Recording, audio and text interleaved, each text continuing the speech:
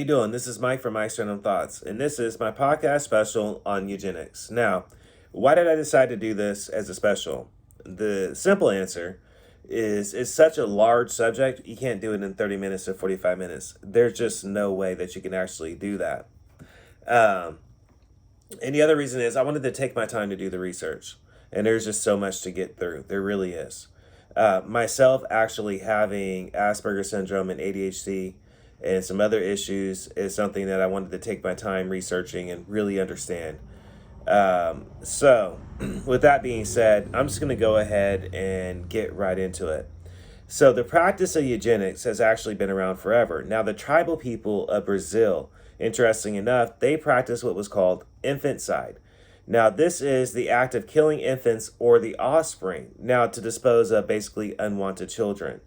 Now, however, the main purpose was and always has been to prevent the passing on of the weak or deemed disabled children. Now, the tribal people have been doing this since what's called now the pre-colonial times. Plato actually once stated that there should be a practice of selective mating to produce a kind of like a guardian class. Now, in the time of Sparta, every child was actually inspected by a council of elders. Now, they called this the Berecia. Now, they would actually determine whether or not a child was fit enough to live or not live. So, folks, imagine that you had to go through a whole council saying, hey, your child just simply ain't fit to live, bro. So, we're going to have to get rid of it. Now, anyways, moving on. Famous geographer Strabo, said that ancient Italian communities would actually pick 10 virgin women as well as 10 different men, and then they would actually take the best of those genders, and then they would mate them together. Now, the best men and women and the second best male and females. Now, hold on, it gets really interesting here. Now, this is actually done based on their athletic abilities. Now, this practice would actually basically continue until all 20 people were actually assigned to each other. Now, if a male was actually caught dishonoring himself, he would actually be separated from his partner pretty much immediately. Now, back at the beginning of the Roman Republic, interesting enough, fathers were actually required to kill any of their offspring that was deemed dreadful or deformed or disabled in any kind of way.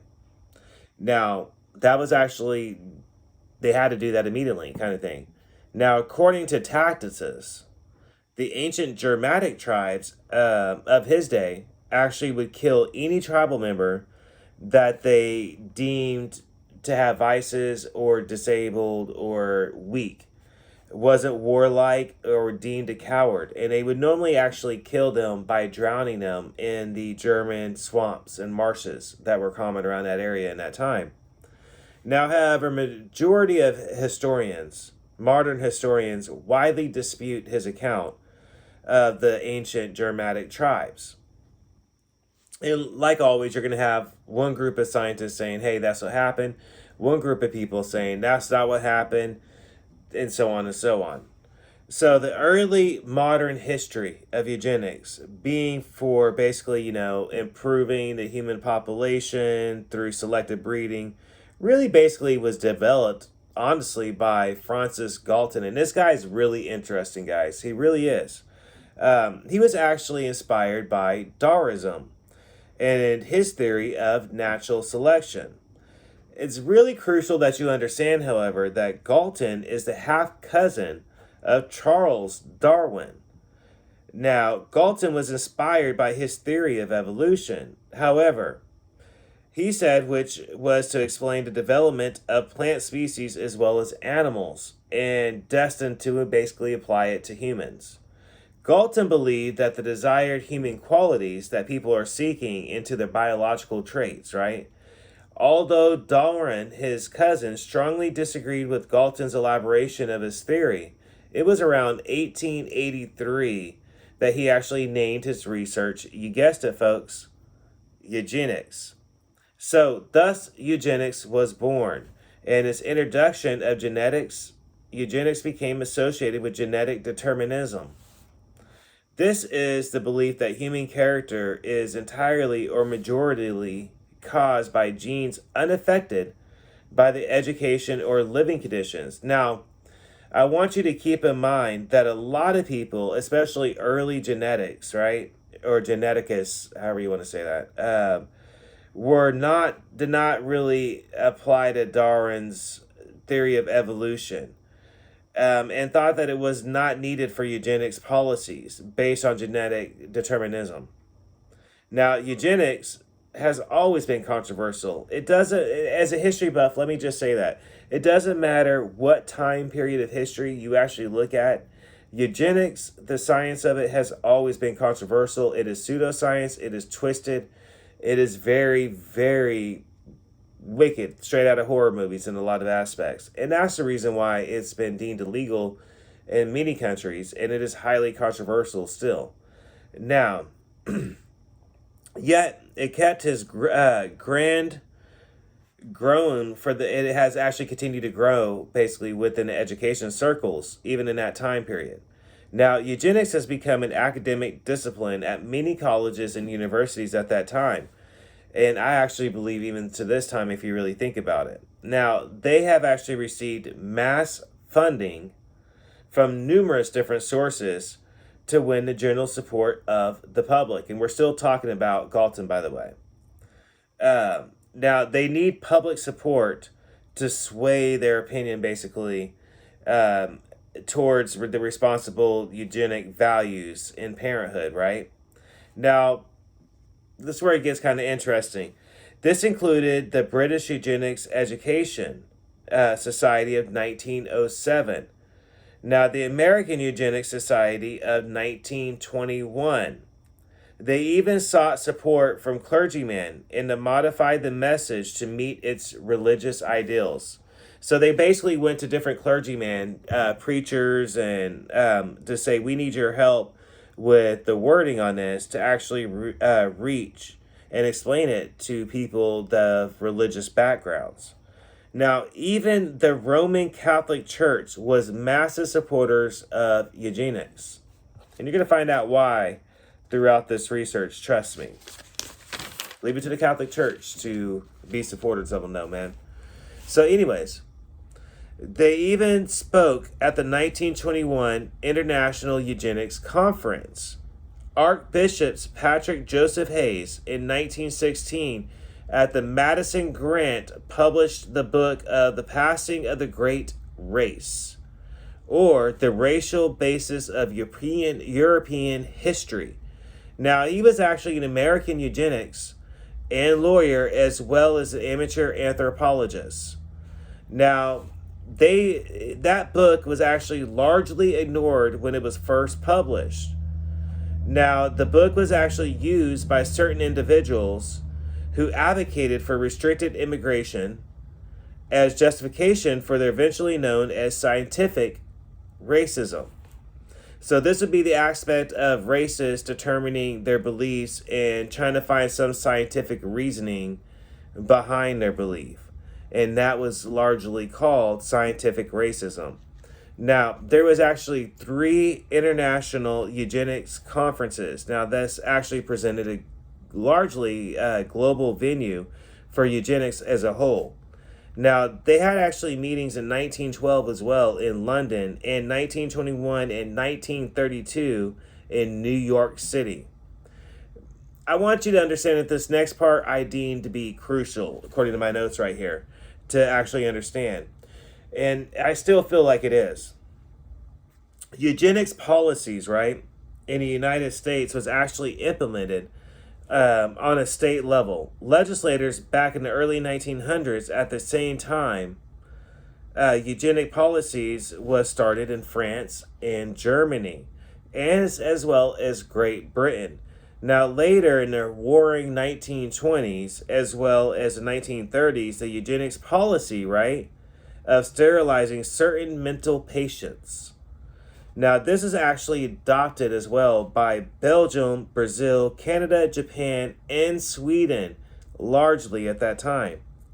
Frederick Osborne wrote one time, an article, Development of Eugenics Philosophy, and framed eugenics as a social philosophy, as a philosophy with complication for social order. This definition is not actually universally accepted at that time. Osborne was actually advocating for higher rates of sexual reproduction among people with desired traits, aka positive eugenics is what that was called at that time, or reduced rates of sexual reproduction, aka sterilization of people with less desired or undesired traits, aka what they called negative eugenics. All right, so eugenics was internationally organized through the International Federation of Eugenics Organizations.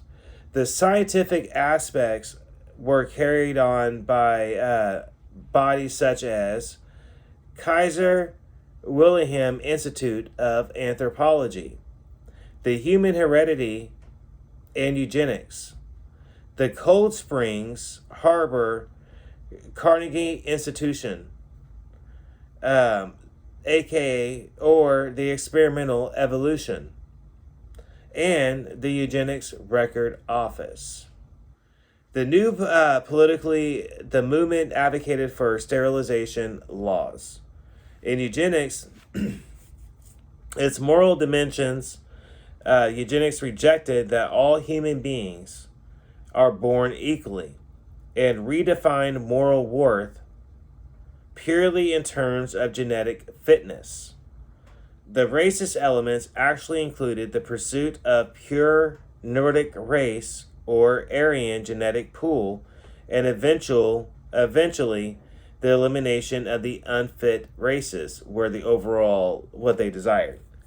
Now, majority of the leading British politicians actually subscribed to the theory of eugenics. In fact, Winston Churchill supported the British Eugenics Society.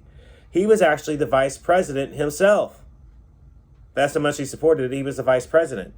So Winston Churchill said that eugenics could actually solve the race determination and reduce crime and poverty overall. Always a great thing when they can figure out how to reduce crime and poverty, or they think they can. Anyways, we're going to move on. Now, there were critics of eugenics, naturally. The American sociologist Lester Frank Ward, for example, English writer G.K. Chesterton, Germanic American anthropologist Franz Boas. They argued that advocates of eugenics greatly overestimate the influence of biology. I would wager that they were right and that they still do. Now, the Catholic Church, Integrity Enough, was an opponent of the state-enforced sterilizations.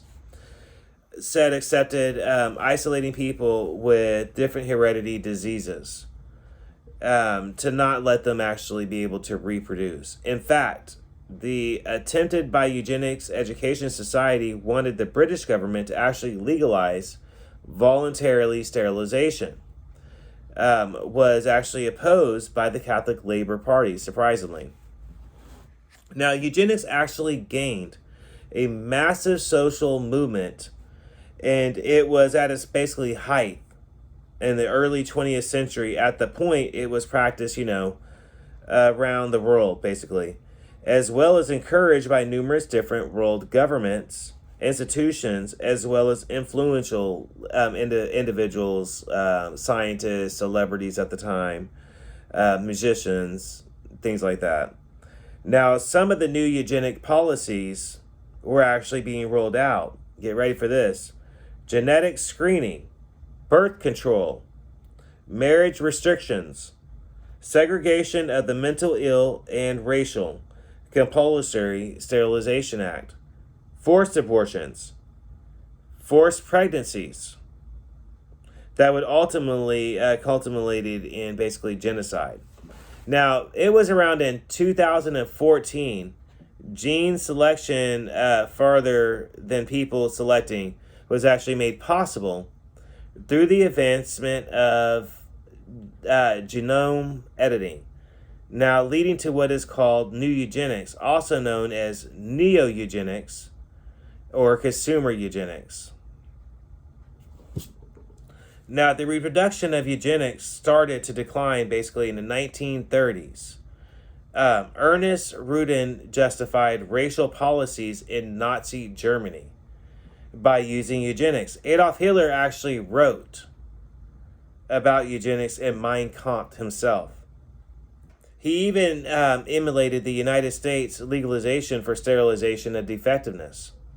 However, he wanted to go even more extreme with it, and extreme levels with eugenics. Some of the early eugenics methods were actually identifying and classifying people and their families, thus including the poor, mentally ill, blind, deaf, homosexual, and racial different grouping, such as Gypsy, Rome, and Jews in Nazi Germany. Now, they would actually deem certain people Dagnarat, or unfit. Therefore, deemed segregation and institutionalization, sterilization, and even mass murder was on the table. Now, by the end of World War II, many eugenic laws were abandoned after being found or associated with Nazi Germany. In fact, the practice of imposing measures intended to prevent births with the natural element of racial or religious groups fell within international crimes against humanity, aka genocide.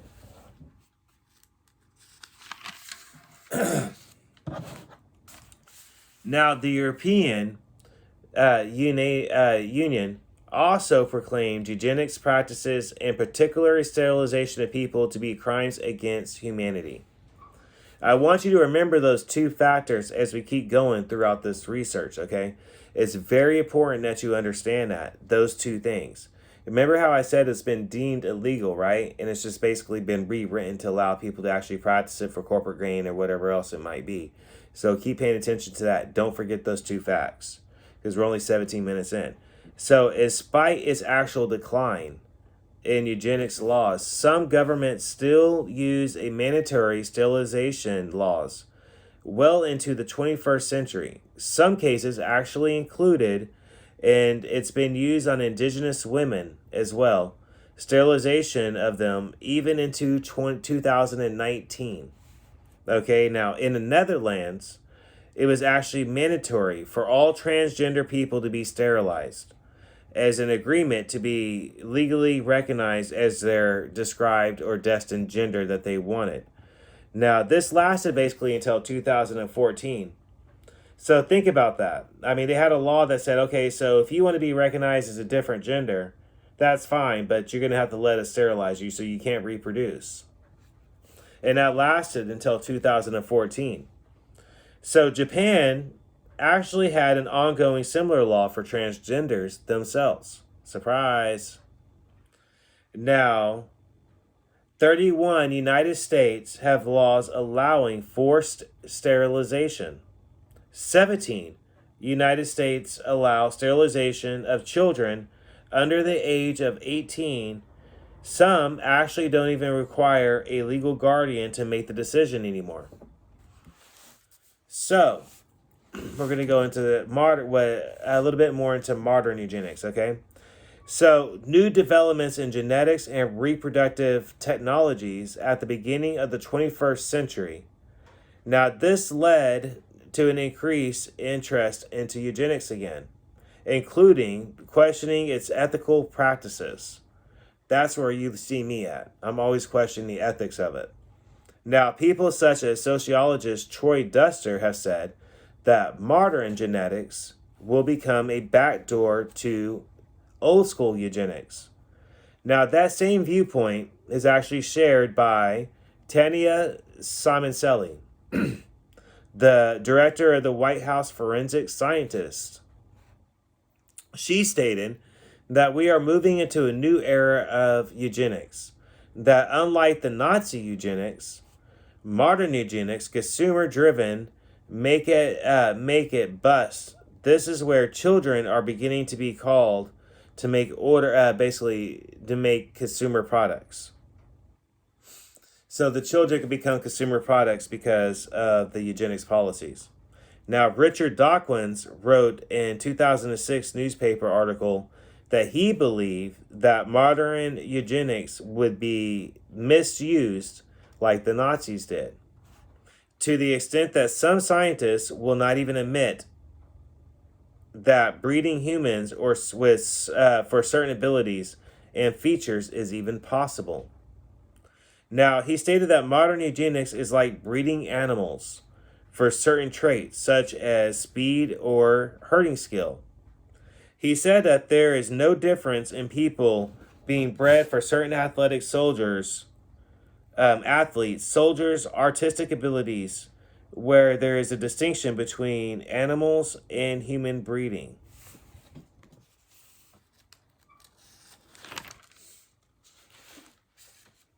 Now, the famous father of Singapore, Lee Kuan Yew, promoted eugenics back in 1983. He stated, "Nature over nurture." Now he went on to state that intelligence is 80%, nurture is 20%. And he stated that what is credited to the successes of his own children is genetics. He would actually give speeches where he urged highly educated women to have more children. He stated that it is not social delinquencies with the start to domestic society, in the absence of idiocracy society. In fact, in Singapore, they provided a financial incentives, okay, to the highly educated women. He said, in hopes that they would have more children than the uneducated women. Okay, so basically, what he's saying and what he believed in, and what the Singapore government did based on his research, is and it's honestly being done again even today. But certain countries sometimes will do what they breeding programs, and they will pay certain women a certain stature or men a certain stature or knowledge or whatever scores they have. They will pay them to have children. Yeah. Anyway, so unlike nations back in October of 2015, right? Hold on. Stated that eugenics is still problematic due to the being able to open up new forms of discrimination, as well as sterilization. So that, hold on.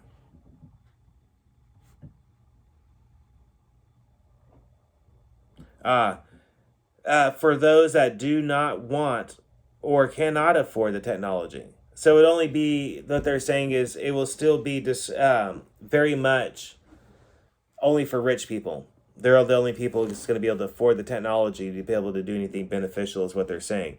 So,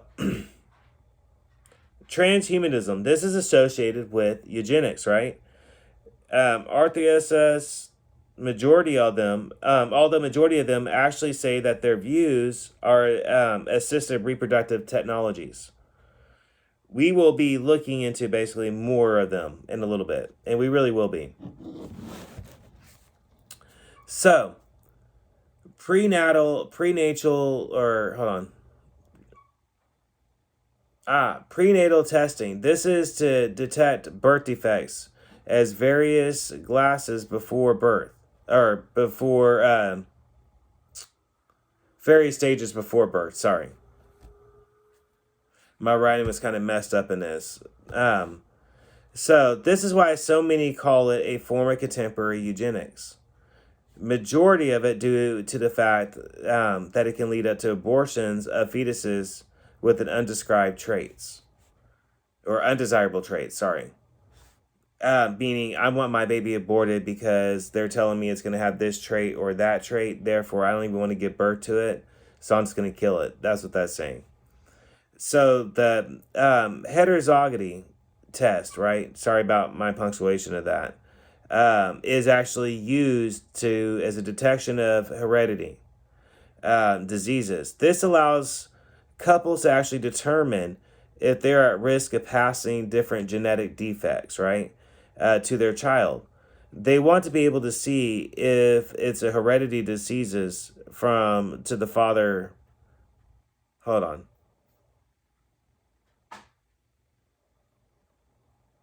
From father to mother. One of the first challengers, right, to eugenics based on genetic inheritance back in 1915 was done by Thomas Hunt Morgan. Now, he showed genetic mutation that happened outside of inheritance. This involved the discovery of hatching of a fruit fly. Fruit fly, sorry. Now, it actually had white eyes. However, the fly came from a family with red eyes at the time. Now, this showed a huge genetic change outside of their inherited traits. Now, he further criticized the view of certain genetic traits. Things like intelligence as well as criminality were passed on mainly due to the traits of being subjective. I think it's still somewhat subjective, but a lot of people would still argue with that fact, honestly. Sadly, even still to this day.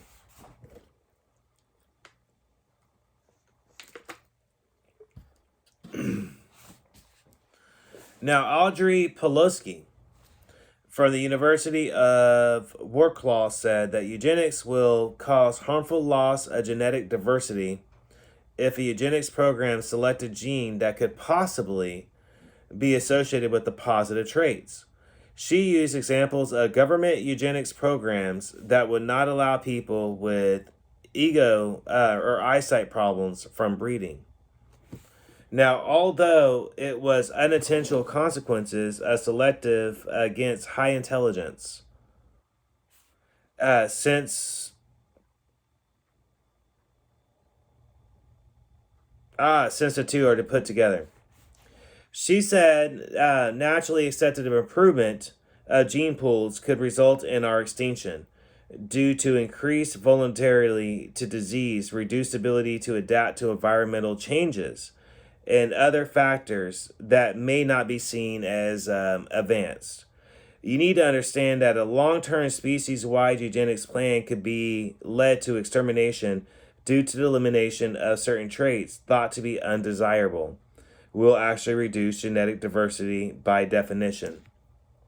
Now, I could actually somewhat agree to a lot of that, of what they're saying right there, because they're saying that if you just start executing different people based on an undesirable trait that they might be born with, then eventually you can also cause the unintentional extinction of the human race and those traits, because those traits might be needed in some kind of shape, form, or way, and then you're just killing that off, is what they're saying.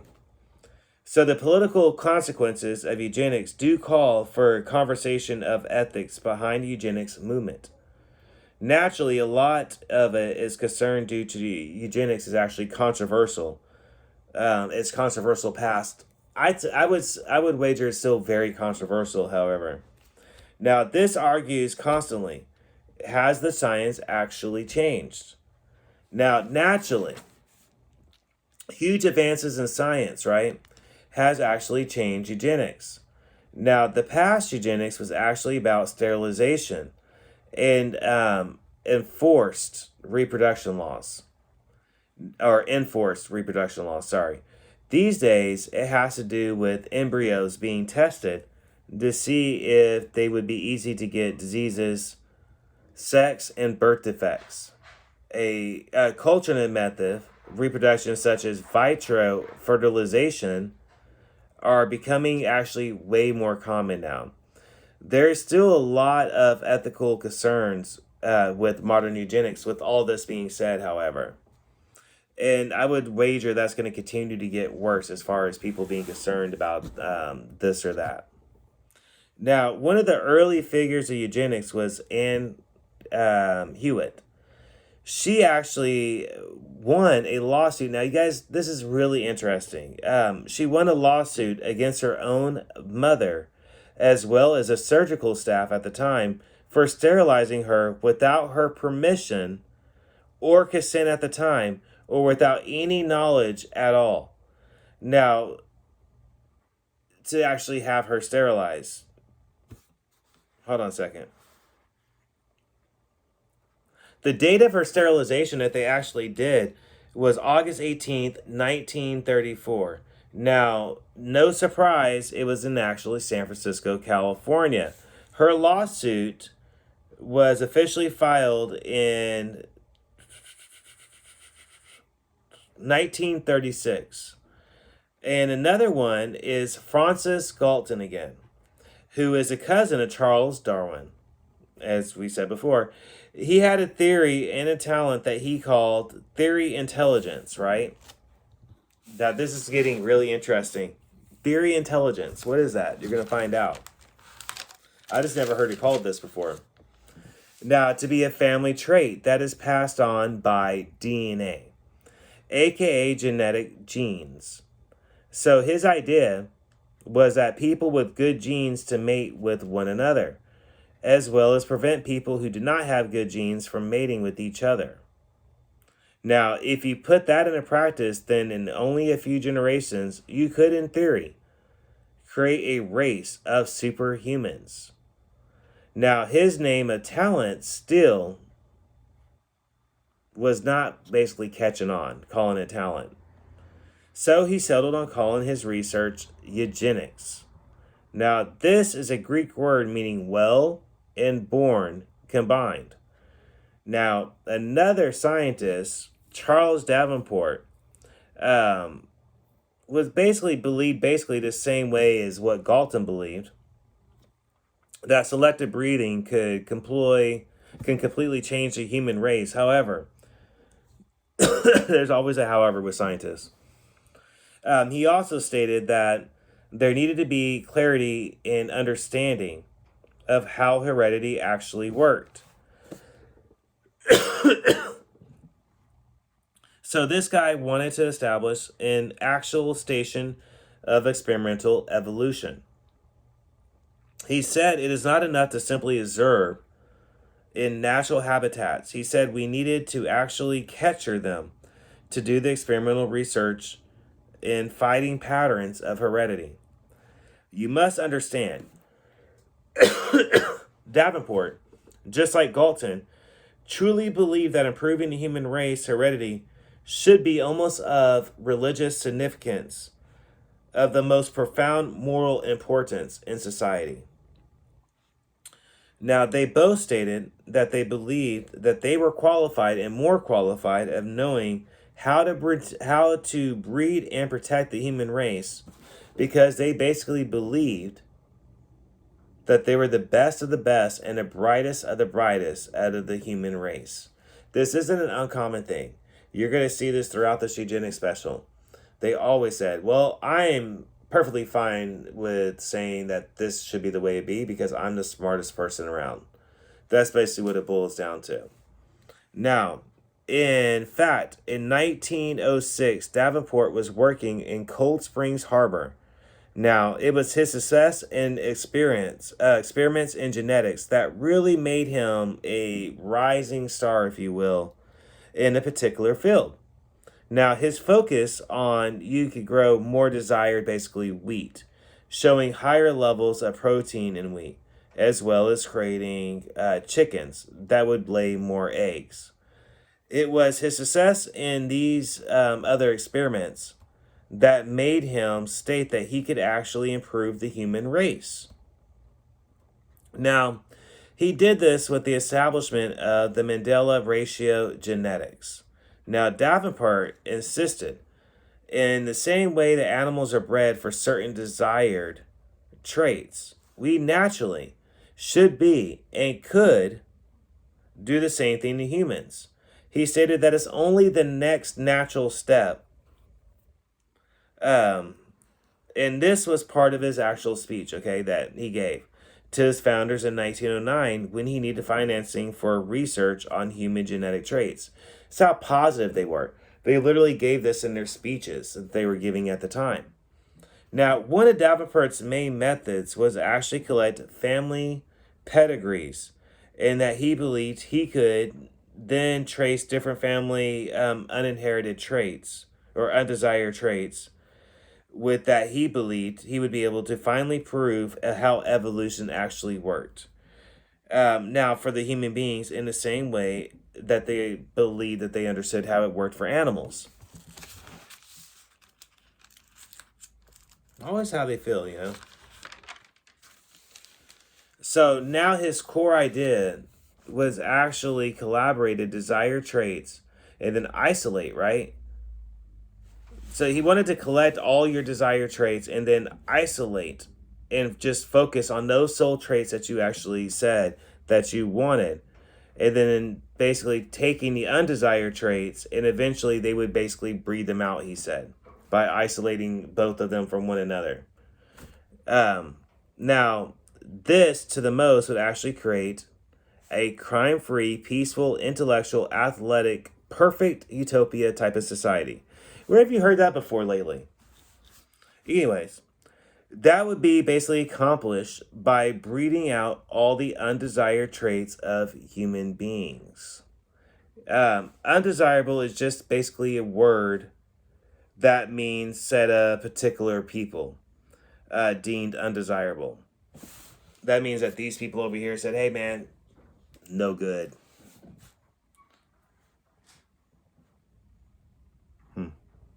So this group or this individual desired what basically decides what is desired and what is undesirable. And they basically have a degree or they think that they could be basically gods making life and death decisions and altering the human DNA while they're at it, aka God's creation.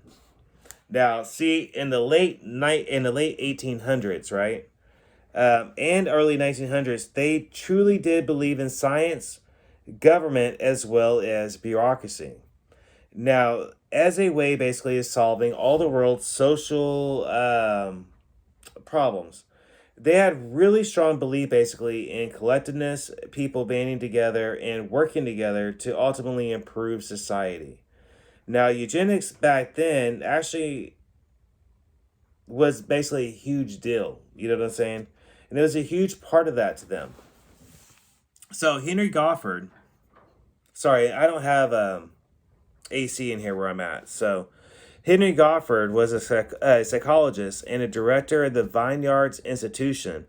And he was a massive lover of the science of heredity. So get this. He actually was the inventor of the intelligence test.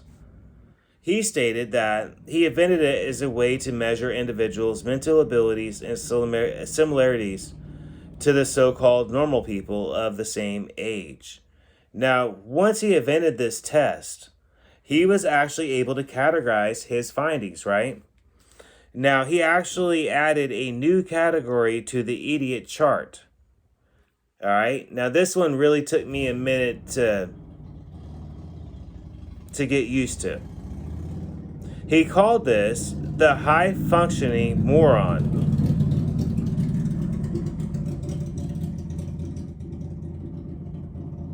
Sorry about that.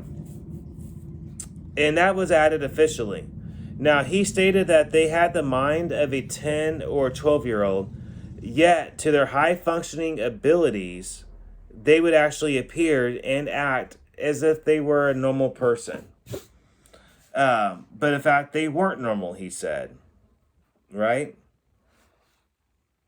He stated they were actually functioning and stuck at a lower stage of evolution phase.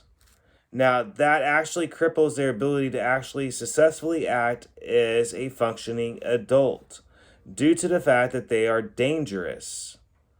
They lack the moral judgment skills. He said that unfortunately, that passes on in their genes to their children. Now, he said that families with that DNA genetic makeup show this. Now, they have large numbers, he stated, of alcoholics, hookers, and general criminals. He once stated at the New Jersey State Conference of Charities and Corrections that feeble-mindedness genes being passed on unchecked accounts for 2/3 of all of social problems in the world. and especially in America, he said. Ooh, that's a big statement, ain't it? Well, they sure didn't make them back then. Now, he stated that it is due to their defective ancestry. He stated to get rid of the feeble-mindedness, their DNA genes, and the people calling them or carrying on in their genes. Now, you would successfully get rid of the world's problems if you did this. He said that society needed to be controlled in society and regulated to solve the world's problems.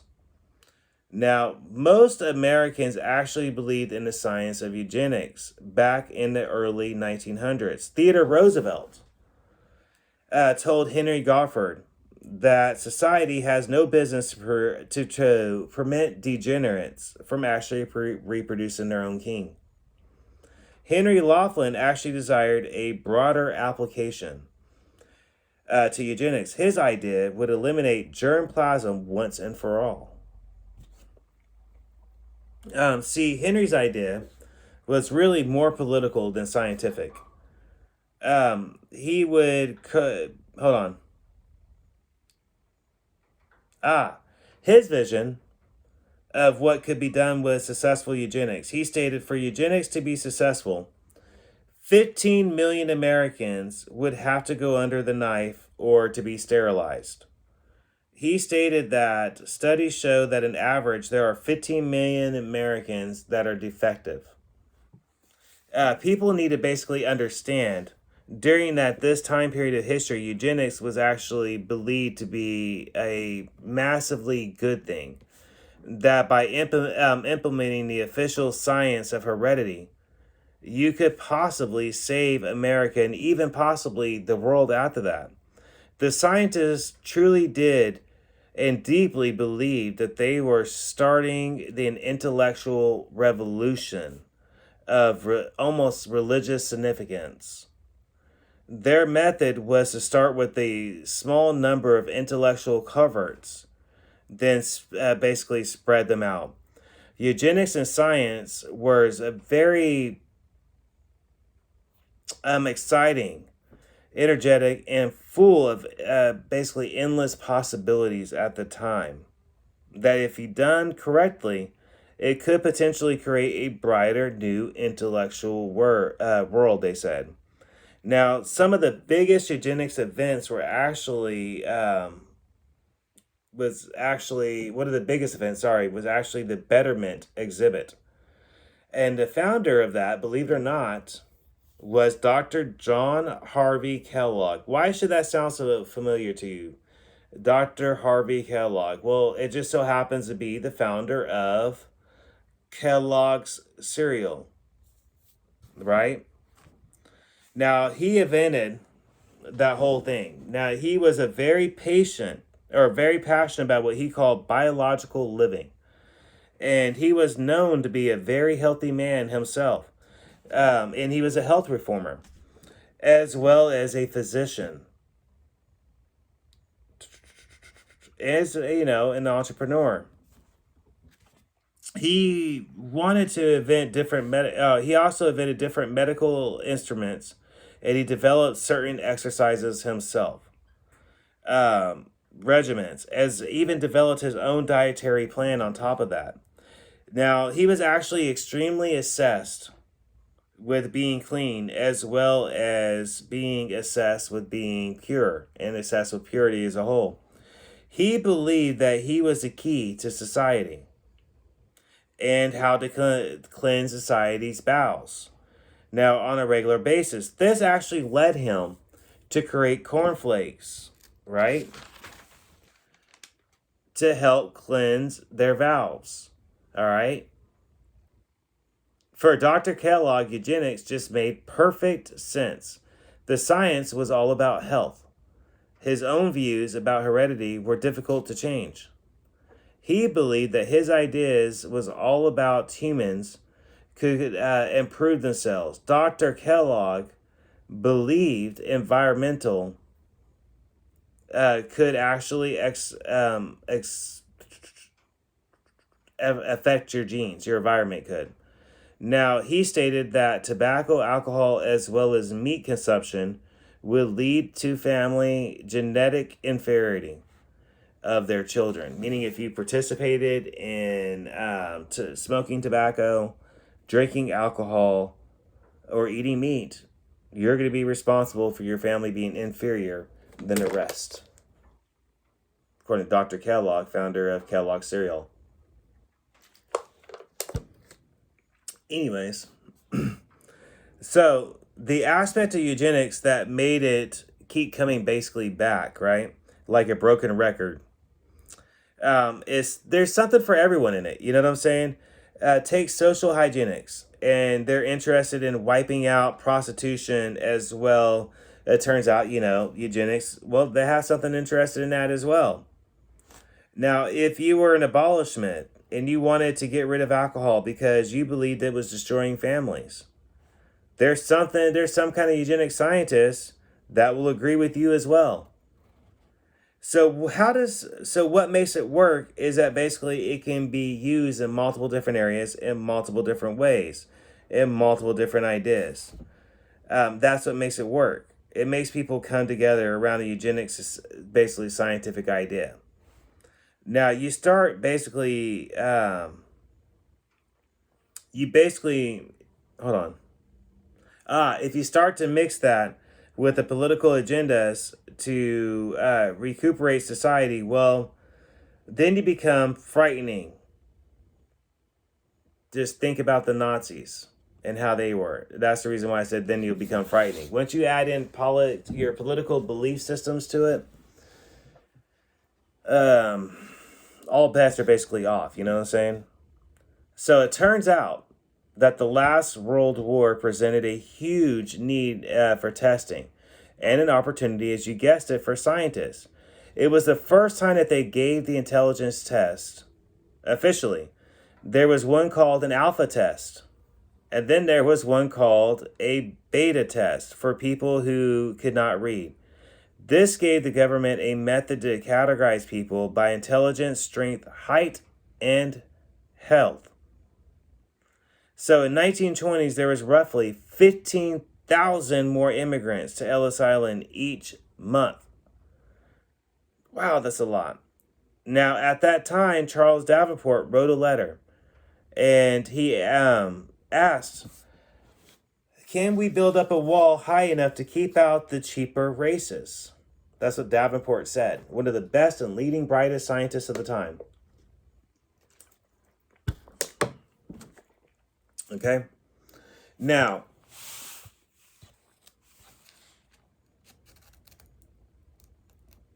I'm trying to think how much of this I can get done in 10 minutes more.